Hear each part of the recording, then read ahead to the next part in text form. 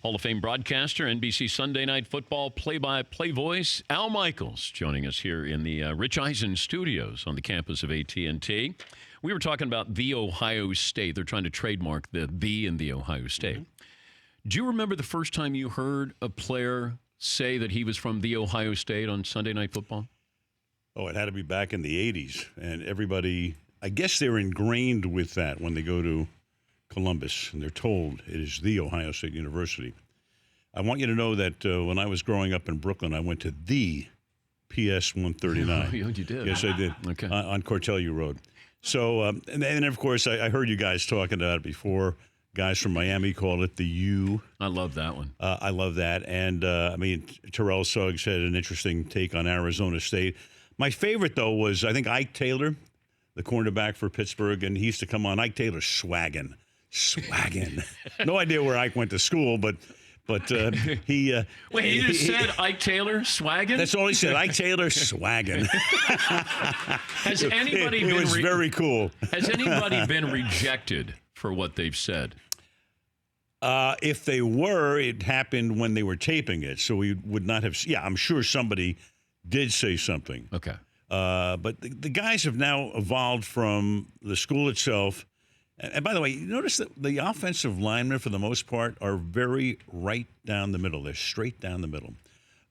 They say exactly where they went to school, with a university or a college, or the university above preceding it. The linemen are very straight. The receivers will give you just about anything. I'm waiting for the guy one time, though, to come on the air who went to school in Oxford, Mississippi, and calls it Mississippi. Because we all know it as Ole Miss. Yeah. And I can't think of anybody who's ever called it the University of Mississippi. It's just Ole Miss.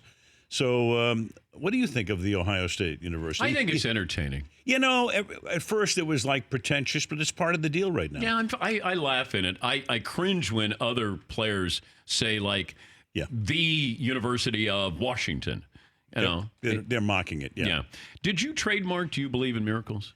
No, because I didn't think about doing anything like that. And by the way, those are just words that are in the dictionary, and I put them together, and they're appropriate to that moment. But I think you have to go through a whole process, and who cares at this point? What was I supposed to do with it? What would you have said if you didn't say, Do you believe in miracles? I would have said, do you believe in debacles? No, I don't know. If they would have lost the game, you mean? Yeah. If they would have lost to Finland, I might have said, do you believe in debacles? Because whenever you hear Jim Nantz will have something to say at Augusta. You know, somebody wins, or it's a college basketball championship. Beautifully. Mm-hmm. Have you ever scripted what you were going to say at the end of a game? No, and I didn't there. And part of the reason is it would sound like it was rehearsed. Yeah.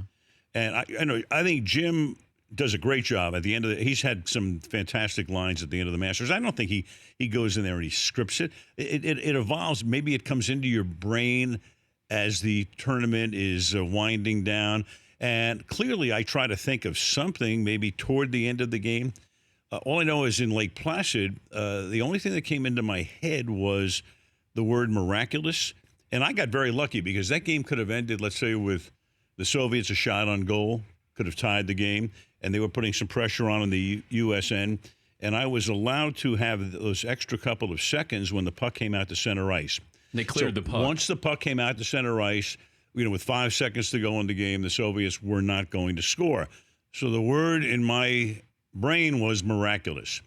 I'm lucky in the sense that sometimes words just come into your head. You were there. I did the New England Seattle Super Bowl, where Malcolm Butler intercepts the pass at the goal line at the end of the game. And just out of my heart, I think the only thing I could say was unreal, because that was the emotion. That was like, wow, did that really happen?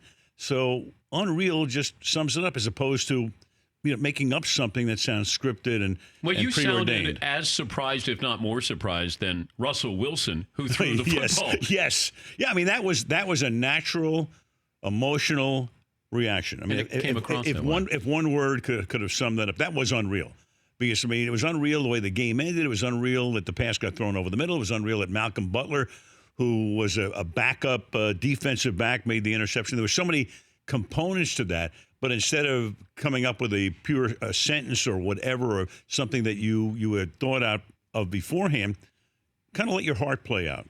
And I've always tried to do that. Aside from the do you believe in miracles, do you have a signature moment that you reflect back on and say, I did my job as well as I could possibly do it? Well, I've been lucky in that I've done a lot of unbelievable games.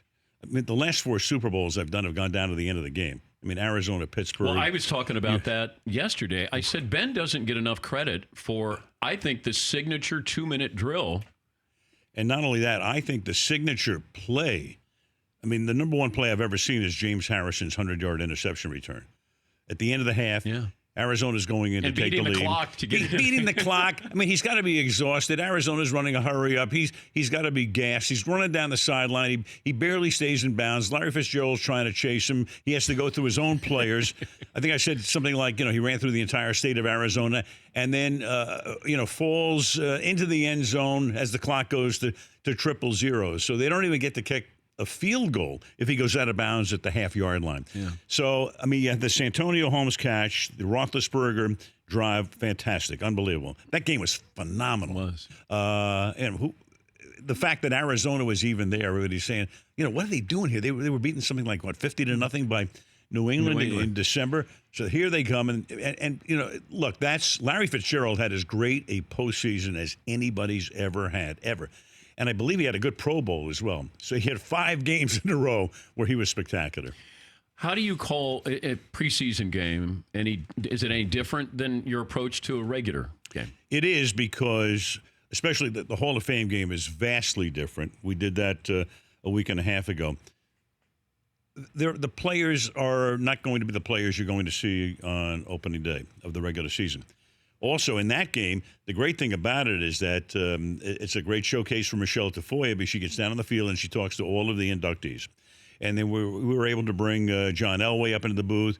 We brought Dick Ebersol up into the booth, who got the Roselle Award, and we had Tony Dungy. So it's kind of become, as Jim Nance might say, a tradition unlike any other. We bring Dungy into the booth in the third quarter to take the pressure off in the Hall of Fame game, because at that point you're talking about guys who are not going to be on the team. There's no strategy involved, zero. It's a high school stadium or a small college stadium. It's a beautiful stadium that they built in Canton and refurbished, the Tom Benson Hall of Fame Stadium. But still, it's not a regular football game by any stretch of the imagination. I heard you guys were talking about the ratings of football games preseason. The one I remember the most in 2009. So the preseason schedule came out, and we have Chicago at Denver, like week 3, which is the premium week, so to speak, of the preseason. And then about a month after we see that we have that game, what happens? Jay Cutler got traded to Chicago, and now Chicago's going to come back into Denver. So that was, I don't know what the rating was. I think that was 2009, whatever it was. We're talking about how many people watch preseason football. It's the number one show. People love the NFL. But you and I know that I'm a perspective guy. I live by the rule of 330 million. In accounting, there's the rule of 78. In banking, I live by the rule of 330 million. If 8 million people are watching a game, 322 million people are not watching the game. You don't take it personally. Let's just keep this in perspective, right? What's your biggest storyline going into this season? I think, the Patriots are always a great storyline. Can they do it again? You bought into the Browns? I don't know yet. We have them week 3 against the Rams. The only thing I'll say about the Browns is that sometimes the expectations are over the moon. And they are. And people now expect Cleveland to be really, really, really good. I mean, if they go 8-8, that's going to be a disappointing season to Browns fans, obviously. 9-7, 10-6, okay. Let's see where you're going in the playoffs. So, obviously, with Mayfield and with Beckham and Landry and a new coach, and I don't know how it's going to play out, but I do think going into the season, that is one of the great storylines. I think CBS has the opening day game. I was talking to our buddy Nance yesterday. They've got Tennessee at Cleveland. We go in there with the Rams at Cleveland in week 3. We'll know a lot about that team early, I think. Have you sat down with Baker Mayfield? I have not. I have not met him. So When I you look go forward to these team meetings, yes. who's involved in those team meetings? Well, on our side, it's Fred Godelli and Drew Escott, producer director. But what do you ask Chris, for from a team, or what do they give we you? always get the head coach and the quarterback. Even Belichick. Oh yeah. Oh, Belichick comes to every meeting. We have Belichick. We have occasionally we'll have a coordinator. If nothing else, then Chris will talk to the coordinator separately and talk about certain things, and then he brings that to our production meeting on Sunday morning. So amongst us, we'll talk to just about everybody we need to talk to, and then we'll ask for 3 or 4 or 5 players who are germane to the game and we know are like good talkers. Like, for instance, with all the years we did Baltimore, you had to have Ray Lewis in there. You had to have Suggs in there. He was great. You had to have Ed Reed in there. So sometimes there are teams with a lot of guys you want to bring in. The offensive linemen are terrific. We do the Rams. You put Andrew Whitworth in there. He's great. I mean, he's really smart and gets it and understands everything. Probably be a coach someday if he's not a broadcaster. Those are the guys you look for. You look for a guy who's funny, witty. You look for a guy who's controversial. I mean, we had I give Beckham a lot of credit when we went into New York on a couple of occasions, and he's playing with the Giants. I mean, he's in the crosshairs and he's all over the place, but we asked for him. Sometimes they turn us down, but he would always show up and he would address the issue. If you were giving a seminar for the NFL on people who want to go into the business and be an analyst, like, what would you tell them? This is what you need to work on. This is what I'm looking for. You're talking about a player coming off the field or a coach. Yeah. What I tell these guys, and I've talked to a number of them through the years one-on-one, is, look, we know you know football. The business of broadcasting is not an X's and O's business. You can't sit there and do a clinic because you can analyze every play to the nth degree, but just look at the whole game. Go into a game and go, what is this game about? Inside the game will be each of these plays, which you can diagram and discuss, and you can do it to a degree that somebody who has not played the game can do it. But what are the storylines, Dan? Is what it amounts to. You know this as well as anybody. What are the issues here? What are we looking at here? What players are we looking at? What does this mean in terms of the standings or the future of the franchise or whatever it is? But find something, and then always keep that in mind. Well, timing too, of getting in, getting out, being concise. Right. And I work with a guy who's as good as anybody who's ever done it, Chris Collinsworth, and you know Chris extremely well, and he has the ability to not only get in and get out and be concise, but see things that people don't see. But you see it in real time. Yeah. What I'm always amazed is then he comes right back and then tells you this is what happened. It's fascinating. That's really hard to do. A lot of that is his preparation. He studies as much as anybody. He also has Pro Football Focus, so he's involved in that. I mean, he's consumed by this during the season. So the reason he's able to do that in good measure is because he's anticipating it. So he can't anticipate everything. But once in a while, he'll think about, he sees a matchup on the line with this lineman's getting beaten by that lineman, and he'll keep his eye on that. And sure enough, I mean, he called a sack at the end of a game, I think, in New Orleans between the Chargers and the Saints a few years back, which was phenomenal. Nobody's looking for this. Bang, it happened. He said if the tackle doesn't, he's going to get beat again and it's going to end the game. I remember the that. play. Oh, yeah. I said to my boss at NBC, I said Collinsworth just won the Sports Emmy. Right.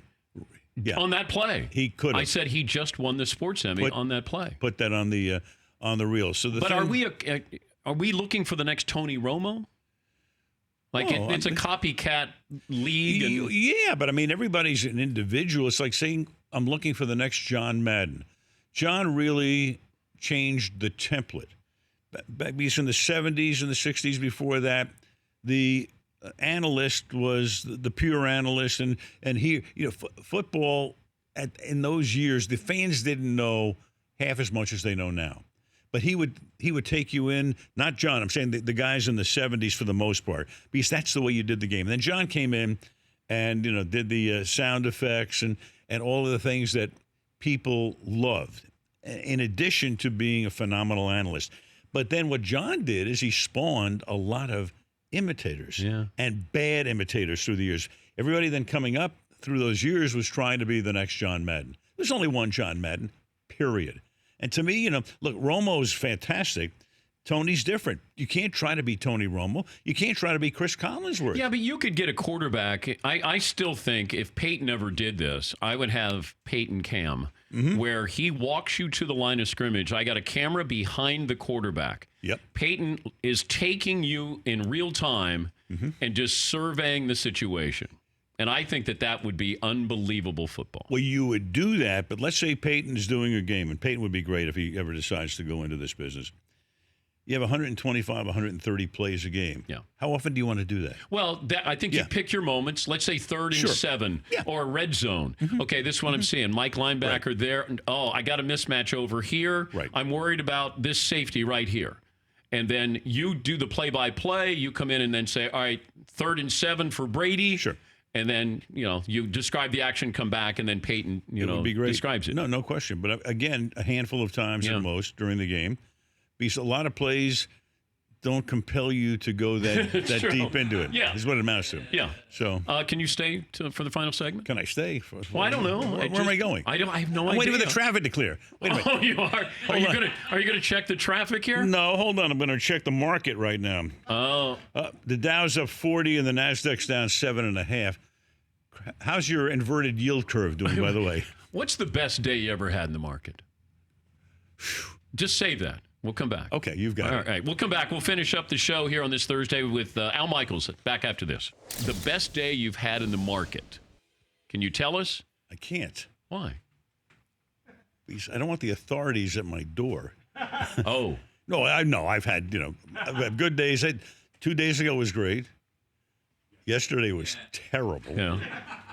But is it a sport? You didn't laugh when I said the inverted yield curve. No, Well, hold on 1 second. Let's get an update. Okay. 53, but the Nasdaq is down. 2 questions about the Danettes. Okay. Number 1, who is the Baba Booey of this group? Baba Booey. Nobody answers. Okay. Fritzy, is that you? No. I may be in there because doesn't he book the guests and stuff like that? All right. So you guys decide that. Yeah, Fritzy probably would be Baba Booey from the Howard Stern show. And you as the boss. Yeah. What would you do if these guys wanted to unionize? That seems to be the deal these days, right, guys? This day in sports history, Paulie. We love you, Mr. Michaels. I knew I shouldn't have had Al stay longer. Oh, by the way, Lynn Swan. Al, don't wait for that miracle. What is it? I see a sign. There's a sign back there. AFL-CIO. I really do believe in miracles. Al, don't wait for that miracle. Yeah. Do you believe in miracles? No. Lynn Swan is going to join us in studio tomorrow. Swanee, my old partner. And Willie McGinnis will stop by the Man Cave. Okay. This day in sports history. All right, quickly, in 1993, Nolan Ryan got his 324th and final victory. And this day in Al Michaels history, 2 years ago at Toscana, he had the 26-ounce prime T-bone steak, the Fiorentina. Is that correct, Al? That would be correct. Yep. Right, and a few potatoes on the side. Just That's a not courtesy. a vegetable, it's starch. Yep. And probably started with some pasta vajol. That's correct. We confirmed. Mm-hmm. This day in sports history brought to you by Continental Tire. They want you to arrive to the game safely, so they can remind you to take 5 minutes at the beginning of every month to check your tire pressure. You can learn more about the great products at ContinentalTire.com. Did you ever work on your voice?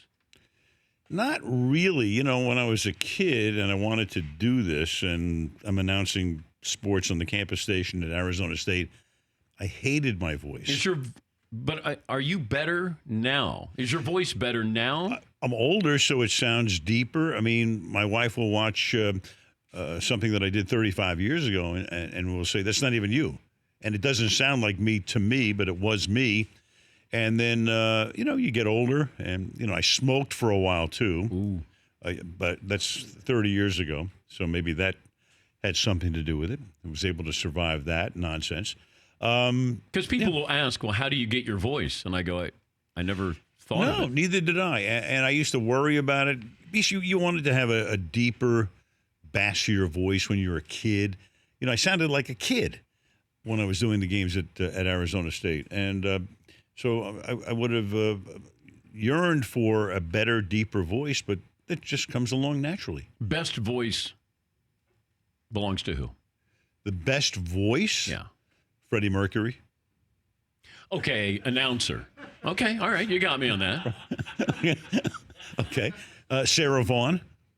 All right. Yeah, okay. All right. Broken Hearted Melody. Now we're aging ourselves, aren't we? Harry Callis.